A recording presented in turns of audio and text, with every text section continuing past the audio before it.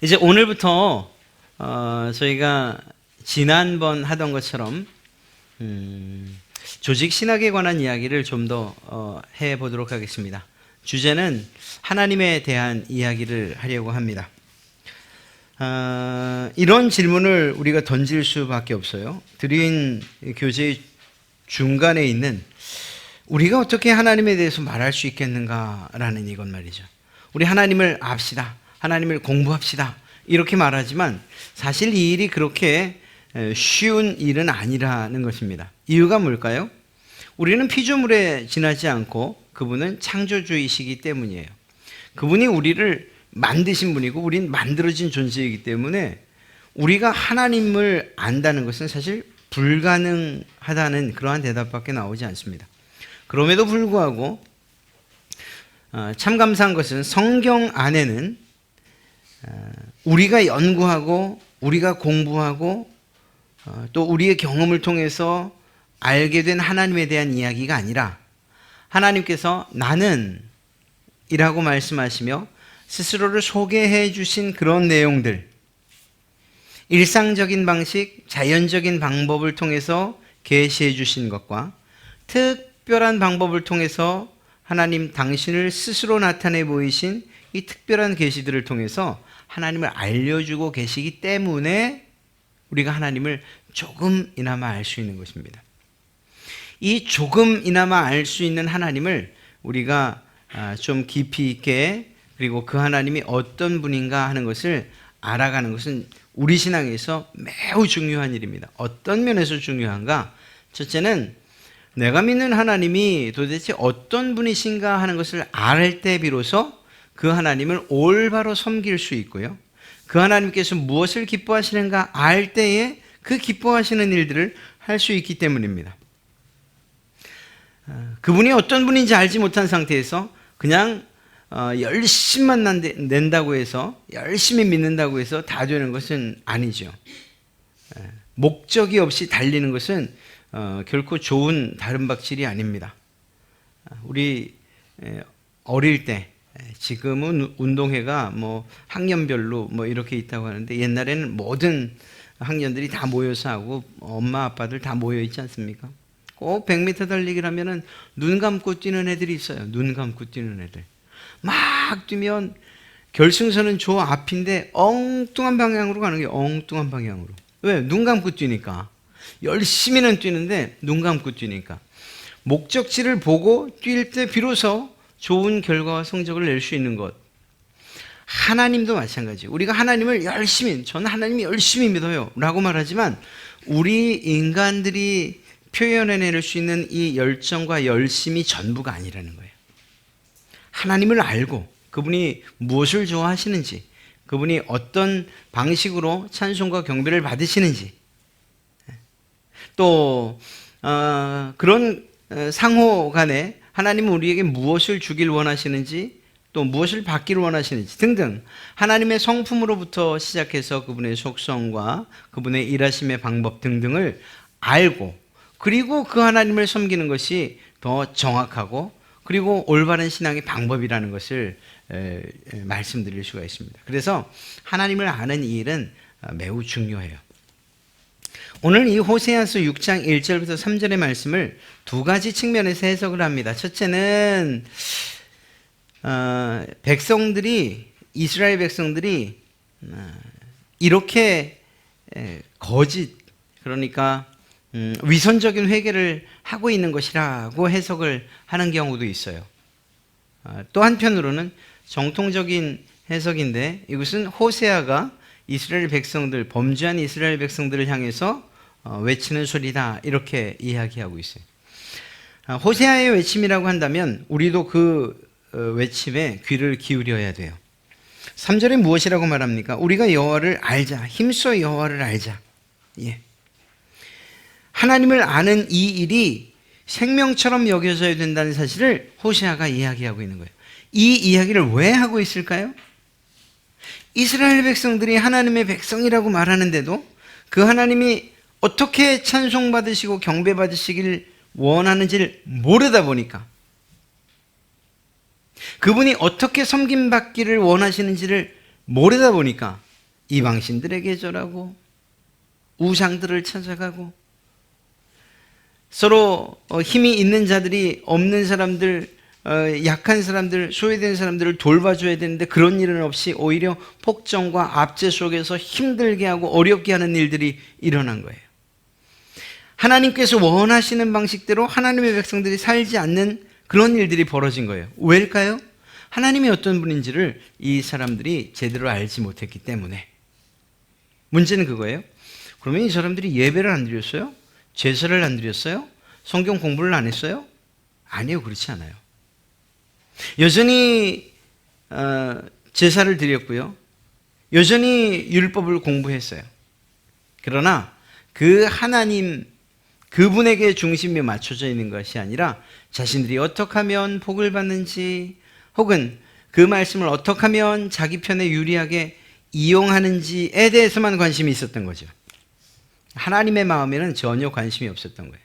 그러니까 하나님에 대해서 아는 것도 선별적으로 내게 필요한 것들만 이렇게 선택해서 그렇게 해서 자신의 하나님을 아는 지식으로 삼았던 거예요. 그러다 보니까 이렇게 타락한 일들이 일어나는 거죠. 하나님이 원치 않는 일들이 말입니다. 그래서 그들을 향해서 이 호세아 선지자는 절규하는 거예요. 너희의 이러한 삶이 바뀌어지는 것, 그리고 하나님의 징계로 말미암아 이렇게 무너져 내리고 절망적인 상태가 되는데 그것들로부터 벗어나는 길은 하나님을 제대로 알아서 섬기는 것, 이것이면 충분히 원래대로 회복되어질 수 있고 하나님께서 주시는 복을 누릴 수 있을 것이다. 그래서 1절에 말하는 것처럼 우리가 여호와께로 돌아가면 그 하나님을 알면, 바르게 알면 우리를 찢으셨지만 도로 낫게 하실 것이고 우리를 치셨지만 다시 싸매 주실 것이라고 이야기하는 것입니다. 하나님께서 우리를 죽은 자처럼 그렇게 만드셨지만 다시 살리시는 일들이 있게 될 것이라고 이야기하는 것입니다. 중요한 것은 무엇일까요? 하나님을 올바로 아는 것, 이것이 가장 중요하다는 사실을 이야기하고 있는 것입니다. 그것을 우리는 신지식, 하나님에 대한 지식이라고 이렇게 표현할 수 있습니다. 어거스틴은 이렇게 얘기했어요. 나는 하나님과 나의 영혼을 알기 원한다. 또 더 알고 싶은 것이 있느냐고? 아니다. 더 이상은 아무것도 알고 싶지 않다. 그러니까 하나님을 아는 것, 나를 아는 것은 왜 필요할까요? 내가 어떤 존재인지를 알 때 비로소 그 하나님과의 관계에 있어서 무엇이 문제고 어떻게 할 때에 그 관계가 올바로 회복되어지며 그 하나님을 섬길 수 있는지 알기 때문에 중요한 것은 하나님을 안다, 알기 원한다, 이것이 중요한 것입니다. 제네바 요리문답에서는 이렇게 질문합니다. 무엇이 우리 삶의 최고 목적입니까? 그 대답은 우리의 창조주 하나님을 아는 것입니다. 이것이 인생의, 우리 삶의 최고의 목적이라는 거예요. 우리가 삶을 살아가면서 우리에게 어떤 학습, 또 공부하는 것, 또 신앙적인 것이나 또 다른 어떤 공부를 하는 것 혹은 경험적인 것, 전통, 이 모든 일들이 결국 무엇을 위해서인가? 하나님을 알아가는 것, 이것이 목적이 되어야 된다는 사실을 이야기하고 있는 거죠. 실제로 칼빈의 기독교 강요의 시작은 하나님에 대한 지식과 우리 자신에 대한 지식으로 시작하고 있습니다. 그러니까 하나님을 아는 것 없이 저는 하나님을 믿습니다, 이렇게 말할 수 없는 거예요. 그래서 하나님을 아는 이것이 우리에게 가장 중요하다라는 이 사실을 오늘 마음에 새기고, 내가 하나님을 정말 알고 싶어 했는지, 그냥 어른 때부터 그냥 또 전통적으로 믿기 시작한 다음서부터 그냥 설교 들으니까 뭐 그 정도쯤으로 하나님을 다 안다고 생각하고 있었는지, 이러한 것들을 한번 마음에 새기면서 하나님에 대한 이 신지식을 공부해 가도록 하겠습니다. 물론 이것을 저희가 다 맞췄다고 해서 하나님에 대해서 이젠 야호, 드디어 다 알았다, 이렇게 말할 수 있냐? 그건 아니에요. 어떻게 하나님을 다 알 수가 있겠습니까? 처음 말씀드렸던 것처럼 하나님을 전부 아는 일들은 사실은 불가능한 일이에요. 하나님을 보지도 못했는걸요.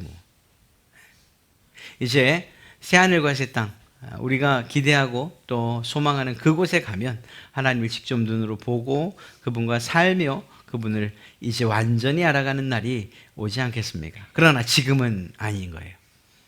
비록 부족하지만 이러한 하나님에 대한 지식들을 우리가 깨달아 가면 갈수록, 그 하나님이 어떤 분인지 알면 알아갈수록 여러분의 신앙의 질과 그리고 깊이는 더 깊어지고 더 풍성한 그러한 신앙의 삶을 살게 되리라 확신합니다. 자, 하나님을 제대로 알기 위한 전제 조건이 있어요. 하나님에 대한 올바른 이해예요. 그분의 존재의 방식에 대한. 왜냐하면 세상에 수없이 많은 사람들이 각기 신들을 섬기고 신들에 대한 그러한 경배를 하는데, 자기의 신들, 자기가 가지고 믿고 있는 신들을 가지고 있는데 이 신에 대한 이해가 다 다르기 때문이에요. 그러니까 사람들이 가지고 있는 이 신의 존재에 대한 이해를 올바로 할 때 비로소 하나님을 제대로 알아갈 수 있는 거죠. 그리고 그 기준은 우리는 성경이 될 것입니다. 세상에 많은 사람들은 이 신에 대한 다양한 생각들을 가지고 있고, 오늘 그 가운데에서 우리는 그런 생각들, 잘못된 생각들, 그리고 존재에 대한 옳지 않은 그러한 이해들을 먼저 살펴볼 겁니다. 하나님 존재에 대한, 즉 신의 존재에 대한 여러 가지 견해가 있는데요. 첫째는 무신론 혹은 불가지론, 하나님 없다, 하나님 알 필요 없다, 이렇게 말하는 사람들이 있고요. 또 어떤 사람들은 신이긴 신인데 뭐 온 세상이 다 신 아니야? 많고 많은 신 중에 하나 고르면 되지 뭐, 라고 하나님을 여러 잡신들과 같은 계열에 놓는 그런 사람들이 있어요. 범신론이나 다신론, 이신론. 또 하나님은 한 분이지 라고 말합니다. 그러나 예수 그리스도와 구약 성경에 대한 이해가 다른 그러한 종교들도 있어요. 유대교와 이슬람교, 그리스도교, 우리 기독교가 이 부류에 포함됩니다. 그렇다면 우리는 어떤 하나님에 대한 이해를 가지고 있는가? 삼위일체론과 유일신론, 이것이 우리 기독교가 갖는 하나님의 존재에 대한 이해예요. 이 마지막 삼위일체 그리고 유일신론은 다음에 저희가 살펴볼 것이고요. 오늘은 존재에 대한, 신의 존재에 대한 여러 견해 중에서 우리가 취하지 않아야 될 것들을 좀 생각해 보려고 합니다. 첫째는 하나님의 존재를 부인하는 거예요. 신이란 없다는 거예요. 신 없이 사는 사람들. 세상에 신이 어딨냐, 이렇게 말하는 사람들이죠. 그 가운데 첫 번째가 무신론입니다. 이건 정말 말 그대로 신이 없다는 거예요. 신의 존재에 대한 신앙을 아예 부정합니다. 신의 존재 자체를 인정하지 않는 거예요. 그런데 사실 고대로 가면 갈수록 그들의 모든 문명은 신과 뗄래야 뗄 수 없는 그런 관계였습니다. 모든 문명들이 신 위에 신이라고 하는 그러한 존재, 그리고 또 그 신에 대한 사상 위에 모든 문명들이 세워졌다고 할 수 있어요. 그러니까 고대로 가면 갈수록 이 무신론자는 없었다, 이렇게 봐야 됩니다. 오히려 사상이 점점 발전하고 그리고 변화를 겪으면서 18세기 이후 유럽을 중심으로 이러한 무신론에 대한 이야기들이 본격적으로 시작되기 시작한 것입니다. 자, 신을 부정한다면 어떤 말들을 하지 않을까요? 예, 맞습니다. 신, 혹은 영, 혹은 지옥, 혹은 천국. 뭐 예를 들면 초자연적인 그런 사건들이 있잖아요. 뭐 기적, 이런 얘기들을 안 하죠. 그러니까 신적인 존재, 영적인 존재, 그리고 초월, 인간과는 구별되는 초월적인 존재에 대한 이야기 안 해요. 초자연적인 이런 기적과 같은 이야기, 이건 합리적이지 않은 거예요. 신이 없는데 어떻게 이런 일이 있을 수 있어요? 만약에 그런 놀라운 기적과 같은 일이 일어났다? 이건 우연인 거죠. 우연. 예. 그래서 하나님이 없다고 생각하는 것입니다. 그러다 보니까 무엇만 믿는가? 눈에 보이는 것만 믿는 거예요. 물질 세계만 믿는 거예요. 만져지고 보여지고 느껴지는 감각적인 것들에 대해서만 믿는 거예요. 이분들이 흔히 하는 이야기가 뭐죠? 하나님 보여줘, 그럼 내가 믿을게, 이렇게 말해요. 그러나 그 말을 다시 말하면 신이 어디 있어? 하나님이 과연 어디 있어? 라고 이야기하는 것과 같은 거죠. 이 가운데는 이 두 가지로 나눠질 수 있습니다. 실천적 무신론이라는 건데요. 하나님의 존재 자체에 관심이 없는 거예요. 그러니까 하나님 혹은 신에 대한 관심 자체가 없다 보니까 하나님이 없다고 이야기하는 것이 편한 것이죠. 이런 부류 혹은 또 이렇게 생각하는 분들이 우리 믿는 기독교 성도들 안에 과연 있을까요? 없을까요? 없겠죠. 진짜 없을까요? 진짜 없으면 제가 물어봤겠습니까? 하나님은 인정하지 않아요. 그런데 교회라는 이 기구 혹은 이런 공동체를 통해서 뭔가 좀 좋은 유익들을 얻을 것 같아요. 그게 뭐 사업이든지 아니면 마음의 평안이든지 등등. 하나님은 난 못 믿겠는데 하나님이 계시고 안 계신 건 난 그건 별 상관없는데 그냥 교회 가면 마음이 편해 라고 말하는 분들 좀 주의해야 돼요.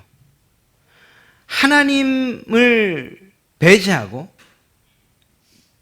그리고 교회에 나오는 것, 하나님의 말씀을 듣는 것, 신앙생활하는 것 과연 무슨 의미가 있을까요? 아무런 의미도 없는 거죠. 예. 그러니까 이런 분들 실천적 무신론이라고 이야기할 수 있어요. 그냥 단지 하나님에 대한 신에 대한 존재를 그냥 그것에 대해서 관심 자체가 없는 거죠. 이것에 반해서 좀 적극적인 무신론자들이 있어요. 이론적 무신론자라고 하는데요. 자신들의 지식이나 합리적인 사고나 혹은 이성이나 과학이나 이런 것들을 통해서 합리적인 논증을 통해서 하나님이 없다는 사실을 부정하고 증명하려고 하는 사람들. 네. 이러이러해서 이런 연구와 증명을 내가 하나님이 없다는 것을 이렇게 증명하겠다라고 말하는 거죠. 이런 이들 대표적인 무신론자를 이야기하면 공산주의의 마르크스나 혹은 사상가 가운데 심리학자 가운데 프로이드나 혹은 이 니테가 아니고 니체 같은 사상가 니체 같은 경우 신은 죽었다 뭐 등등 이렇게 하나님에 대한 존재를 그냥 단지 부정하는 것을 지나쳐서 하나님이 계시지 않는다는 사실을 자신들이 가지고 또 공부한 그리고 그러한 사상이나 이론이나 혹은 과학적인 방법이나 이런 것들을 동원해서 하나님이 없다는 것을 증명해내려고 하는 사람들이에요. 적극적으로 하나님이 없다는 것을 이야기하는 거죠. 이게 가능할까요? 우리가 아는 신지식을 기반으로 한다면 이건 불가능한 일이에요. 왜냐하면 하나님이 세상을 만들었는데 만드신 세상의 지혜와 지식과 학습, 경험들을 가지고 전통을 가지고서 하나님이 없다는 것을 어떻게 증명해내겠습니까? 하나님이 만드신 아래에 있는 그러한 존재들이고 그러한 하나님과는 구별되는 지식을 정말 하나님의 못 미치는 지식을 가지고서 어떻게 하나님이 계시지 않는다는 것을 증명해낼 수 있냐는 거예요. 자, 문제점은 무엇인가 하면 이 사람들이 신은 없다라고 말하려면 모든 것을 완벽하게 안다는 것이 전제되어야 되는 거예요. 무슨 말인가 하면요. 이 사람들은 존재하는 모든 것 중에서 하나님 자체를 포함시키지 않아요. 그러니까 모든 것을 연구하면 안다고 생각하는 거예요. 그러나 실제적으로 하나님은 존재하는 것 중에 중심이 되시고 그리고 그것의 주인이 되시는 걸요. 근데 하나님을 포함시키지 않고서 단지 눈에 보이는 것, 감각적인 것, 느껴지는 이러한 것들만으로 어떻게 하나님은 없다, 신은 없다 이렇게 말할 수 있냐는 거죠. 그리고 우리가 알고 있는 여러 가지 하나님이 계시다는 그러한 현상들과 증명들이 우리의 삶에는 너무나도 많이 나타나고 있어요. 자, 또 한 가지는 불가지론입니다. 신이 있는지 없는지 잘 알 수 없다는 거예요. 중립적 태도인 거죠. 찬성하지도 반대하지도 않아요. 그냥 제일 속편한 것 같습니다. 몰라. 어떤 때는 있는 것 같고 어떤 때는 뭐 없는 것 같고 좀 필요하면 뭐 아주 급하면 하나님 좀 찾기도 하고 아니면 또 없다고 말하고 하면 되지 뭐 이렇게 이야기합니다. 무슨 말인가 하면 물리적인 세계 우리가 눈에 보이는 이런 세상들은 연구가 가능해요. 그러나 영적인 세계 이건 우리가 접근할 수가 없는 부분이니까 그 부분에 대해서 신이 있는지 없는지는 잘 모르겠다 이렇게 말하는 것이 옳다는 것입니다. 이렇게 주장하는 사람들이에요. 그러니까 하나님이 혹은 신이 있는지 없는지 정확히 대답할 수 없어. 특히 영적인 이야기하면 난 그거 머리 아파서도 못하고 증명할 수도 없어 라고 말하는 그러한 사람들인 거죠. 찰스 다윈이나 버트란드 러셀이나 에밀이나 토머스 에디슨이나 아인슈타인이나 호킹 박사나 칼 세이건 등 이러한 과학자들이나 지식인들이 이러한 생각과 사상들을 가지고 있어요. 호킹 박사는 이 무신론 쪽으로 이미 기울었다 뭐 이렇게 얘기를 합니다. 문제점은 무엇인가면요, 만일 정말 하나님이 이 사람들의 말과 다르게 존재하신다면 하나님이 자신을 우리에게 계시하실 수 있고 알릴 수 있다는 이 가능성마저도 이 사람들은 인정하지 않는 거예요. 예. 그러니까 만약에 하나님이, 지금 우리는 그 사실을 믿는 사람들이고요, 이 사람들은 하나님이 계신지 안 계신지 모르겠어요. 영적인 세계? 그거는 모를 바야, 알 바가 아니지. 그러나 그렇게 생각하는 사람들에게 이러한 영적인 현상들, 하나님께서 직접 나타나서 계시를 하신다면 그때는 무엇이라고 말할 것이냐는 거예요. 거기에 대한 대답은 하지를 못해요. 로마서 1장 20절은 창세로부터 그의 보이지 아니하는 것들 곧 그의 영원하신 능력과 신성이 그가 만드신 만물에 분명히 보여 알려졌나니 그러므로 그들이 핑계하지 못할지니라. 세상 만물에는 하나님께서 만드신 손길과 숨결들이 담겨져 있기 때문에 세상 만물들을 통해서 하나님이 계시다는 사실을 분명히 하나님이 나타내 보여주셨다는 거예요. 그러니 하나님을 알지 못한다고 핑계할 수 없다는 것이죠. 하나님 계신지 안 계신지 몰라, 이렇게 말할 수 없다는 거예요. 하나님은 반드시 계신 분, 계시다는 사실을 이렇게 자연을 통해서 우리에겐 특별한 이 계시의 말씀을 통해서 알려주고 분명히 확실하게 증명해주고 계시기 때문인 것이죠. 그 다음엔 하나님의 존재에 대해서 지금까지는 하나님은 계시지 않는다, 신은 없다라고 이렇게 부인하는 그러한 사람들의 입장이었다면, 하나님의 존재, 즉 신의 존재에 대한 잘못된 이해를 가지고 있는 그러한 사람들도 있습니다. 첫째는 범신론이에요. 모든 것이 하나님이다, 모든 것이 신이다, 이렇게 말하는 사람들이죠. 모든 것이. 여러분 혹시 일본 애니메이션 보셨어요? 그 이렇게 뚱뚱한데 귀 2개 이렇게 달린 토토로. 거기 보면은 그 애기 주인공이, 애기가, 동생이 새로 이사간 집에서 그 부엌을 찾아가요. 거기 부엌에 갔는데 뭐가 이게 눈이 껌뻑껌뻑껌뻑 하고 껌뻑껌뻑껌뻑 하는 거 기억나세요? 조그만 이렇게 동동 떠다니는. 그게 부엌에 있는 재잖아요, 재. 제가 알기로는 그렇게 알고 있어요. 그게 재인지 아니지 뭐 그건 특별히 상관이 없고요. 그것도 신으로 생각을 하는 거예요, 신으로. 일본에는 이제 좀 이따 보면 알지만, 이건 이제 뭐 다신론의 입장에서도 볼 수 있고 범신론의 입장에서도 볼 수 있는데요.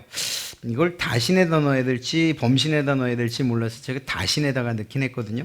일본 같은 경우에 신사가 30만 곳이 있습니다. 지난번 일본을 갔을 때도 보면 그냥 좋은 자리에는 다 신사예요. 그리고 주로 무덤으로 써요. 이유가 뭘까요? 요만한 그 무덤 자리 하나에 몇 천만 원씩 하니까요. 최하가 뭐 300만 뭐 이런 식으로. 그러니까 돈을 버는 수단이기도 할 것 같습니다. 어찌됐거나 그렇고요. 그 다음에 그 사람들이 섬기는 신들, 신토의 신은 대략 한 800만 정도 된대요. 800만이 뭐예요? 신이 800만이라고요, 신이. 그리고 또 한 사람이 여러 신을 섬기는 경우도 있어요. 범신론이라고 말해야 될지 다신론이라고 말해야 될지 제가 정확히 말씀드릴 수는 없지만, 범신론부터 살펴본다면 모든 것이 신이라는 입장이죠. 존재하는 모든 것, 즉 우주나 자연, 세상, 물질 그 자체가 신이라는 것입니다. 인도의 힌두교 같은 경우가 바로 그런 대표적인 범신론적 그러한 종교라고 말할 수 있습니다. 중세로 들어오면서 17세기에 스피노자라고 하는 철학자, 유명한 사과나무 심는다고 한 그 철학자 말입니다. 이 사람이 범신론의 체계를 확립했던 그러한 사람이기도 합니다. 현대에 와서는 뉴에이지 운동이나 크리스천 사이언스, 1866년 에디라고 하는 사람이 창설을 했고요. 사이언톨로지라고 하는 그러한 종교도 1965년 허버드라고 하는 사람이 창설했어요. 우리 같은 경우에는 도교, 우주와 사람이 하나다라는 이렇게 해서 모든 만물은 다 신이라고 이렇게 이야기하는 이야기하는 그러한 그 주장이 바로 범신론이 되겠습니다.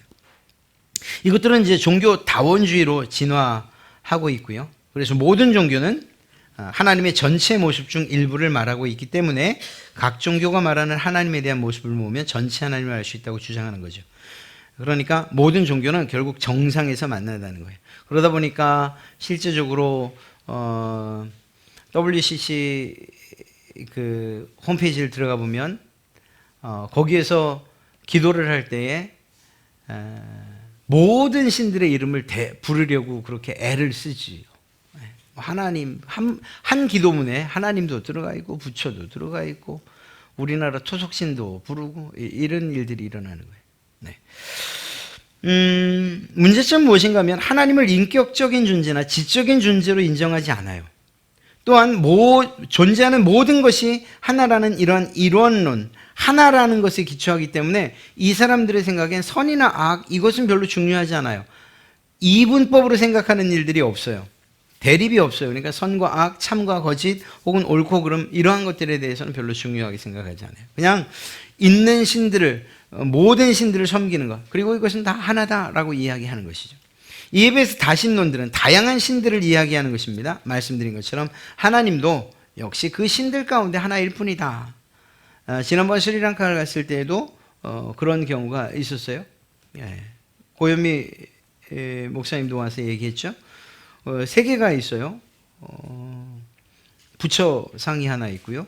똑같은 자리에 부처상 하나 있고 그 다음에 성모 마리아상 하나 있고 그 다음에 예수님 상이 하나 있어요. 언제 바꿔가면서 절을 하고 숭배하는지 모르지만 하여튼 함께 놔요. 함께. 다른 여러 신들과 하나님을 같이 취급하는 거예요. 다신론. 세상에는 많은 신들이 있다 이렇게 생각하는 거죠. 여러분 우리가 만약에 이런 신관을 가지고서 하나님을 섬긴다면 그러면 하나님만이라고 이야기하겠습니까? 그렇지 않죠. 오늘 여기서 예배드리고 또 2차 그러면 또 저기 또 다른 이 산에 있는 절이 뭔가요? 또 가는 거죠. 자 오늘 2차는 법당에서 법회로 모이겠습니다. 또 이렇게 이러한 일들이 일어나는 거예요. 그러니까 이런 잘못된 하나님에 대한 잘못된 이해, 그 존재에 대한 이해를 올바로 하지 않으면 이런 일들이 벌어지는 거예요.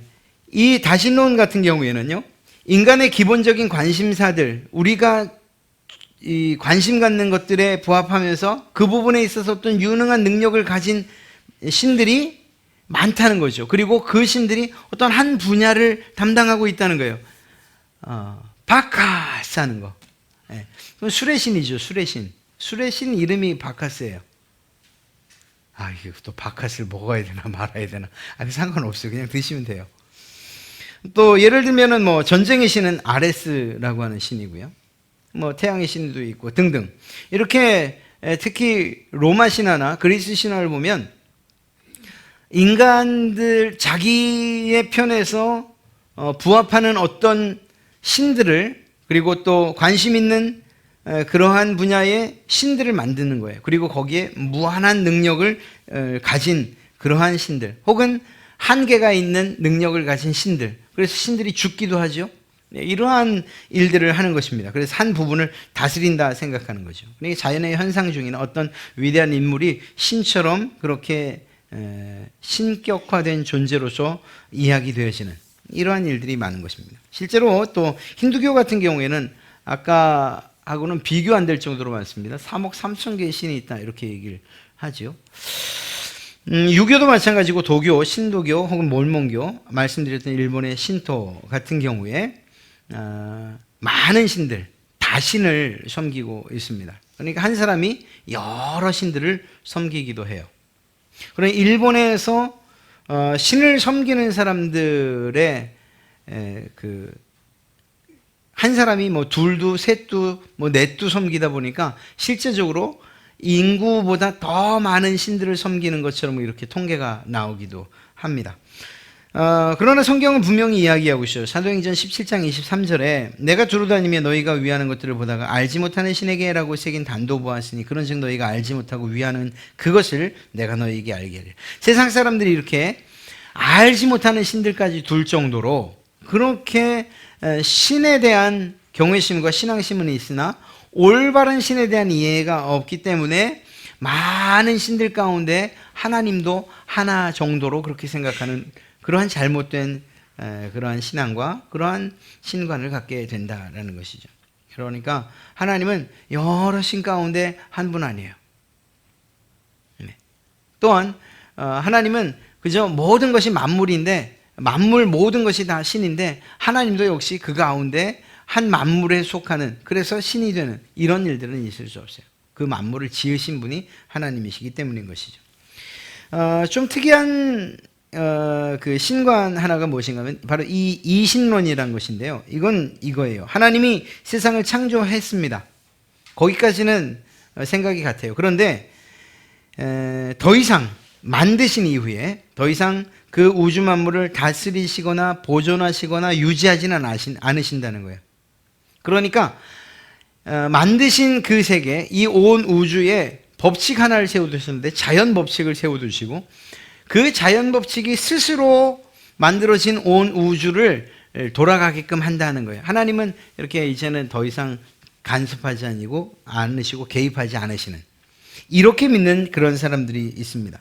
창조의 하나님은 오케이. 그러나 섭리하시는 하나님, 우리 더 이상 간섭하시는 그러한 하나님은 믿고 싶지 않아요 라고 말하는 거죠.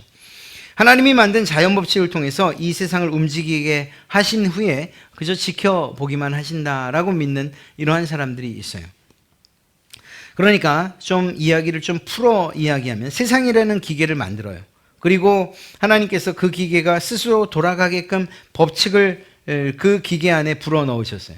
그리고 나서는 더 이상 기계를 돌보지 않고 스스로 움직이는 것을 지켜보기만 한다는 것이죠. 그러니까 하나님의 초월성은 인정하셔요.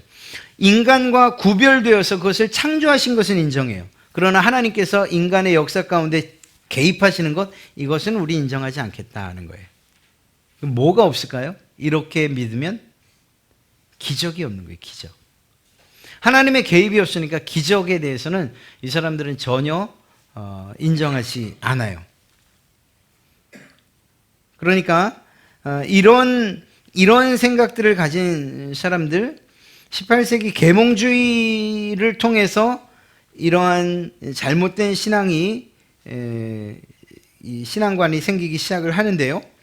토마스 홉스나 혹은 조지 워싱턴, 벤저민 플랭클린 이런 사람들이 이 이신론을 가진 사람들이에요.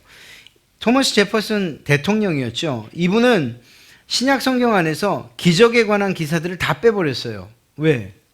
하나님은 창조의 하나님이시지 섭리하시는 인간 역사에 개입하시는 분은 아니니까. 그래서 기적에 대한. 그리고 남긴 게 뭐죠? 예수님의 교훈적인 내용들, 예수님의 사상, 도덕적이고 윤리적인 부분들만 도덕책으로 만들어버리고 말했어요. 도덕책, 철학책으로.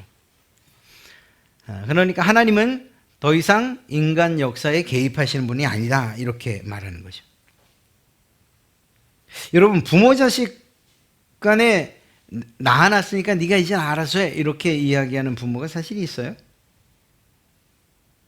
아마 죽을 때까지 그 자식이 마음속에 있을걸요. 그리고 할 수 있는 대로 도와주고 싶을걸요. 오히려 자녀 쪽에서 이제 좀 그만 좀 하세요 이렇게 말할지 몰라요. 그러나 부모는 그렇게 하지 않죠. 하나님께서 이 세상을 만드셨어요? 그리고 그것들을 그냥 방치하실까요? 내가 세워놓은 자연법칙에 따라서 알아서 굴러갈 거야 라고 말씀하실까요? 아니에요. 우리는 그렇게 믿잖아요. 그래서 우리가 기도하면 하나님께서 우리에게 우리의 인생 가운데 개입하시는 거예요. 우리가 요청하면 하나님의 역사가 나타나는 거예요. 이렇게 뗄래야 뗄 수 없는 이 사람들, 이 신론을 주장하는 사람들과는 전혀 다른 하나님에 대한 우리의 생각들을 우리는 그것이 옳다고 믿고 있는 것입니다. 문제점이 무엇일까요? 기적은 부인해요. 기적은 당연히 부인해요. 그런데 모순처럼 창조는 인정해요. 야, 창조는 기적이 아닌가요? 가장 놀라운 기적이 바로 창조 아닌가요? 네, 그런데 그건 부인해요. 그러니까 이 앞뒤가 안 맞는 이율배반적인 그러한 사고, 모순을 가지고 있다, 이렇게 이야기할 수 있죠. 마지막으로 하나님의 존재를 좀 부족하게 이해하는 거예요. 그렇다고 이 사람들이 좀 부족하니까 괜찮다, 우리도 인정하자, 아니에요. 그럴 수 없어요. 무한한 인격을 지니신 한 분 하나님, 세상을 창조하셨고 유지 보존 관리하시는, 섭리하시는 그러한 하나님을 신앙해요. 그러니까 이신론과는 완전 다르죠. 창조도 인정하고 섭리도 인정해요. 하나님을 세상과는 구분되는 초월성을 가진 존재로만이 아니라 세상과 함께 하시는, 개입하시는 그런 내재성도 인정해요. 올바른 하나님에 대한 생각을 가지고 있는 거죠. 그런데 또 한 가지, 자연 혹은 도덕, 이성 혹은 직접 계시를 통해서 사람들과 피조물들과 상호작용하시는, 이렇게 상호통하시는 하나님으로 이해를 하는 사람들이에요. 이슬람도 그렇고 유대교도 그렇고 우리 기독교도 그래요. 그런데 이 셋이 같은 신관을 가졌다고 말할 수 없는 가장 큰 이유, 차이점이 무엇이냐? 바로 구약 성경과 메시아에 대한 차이점이에요. 예수 그리스도에 대한. 구약 성경에 대한 차이는 무엇인가 하면, 이슬람교는 이 구약 성경 자체가 왜곡된 성경이다, 이렇게 말해요. 그렇게 이야기하는 이유가 뭘까요?